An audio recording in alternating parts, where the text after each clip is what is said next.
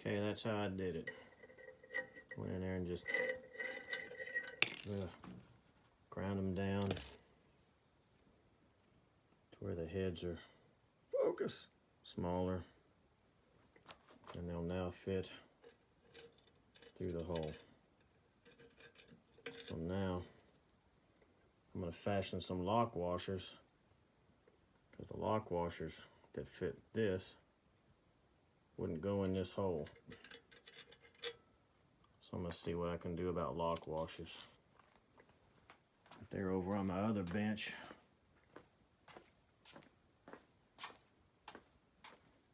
Somewhere, there they are. Gotta pull them apart, make them fit on that bolt, and make them fit through the hole. We shall see.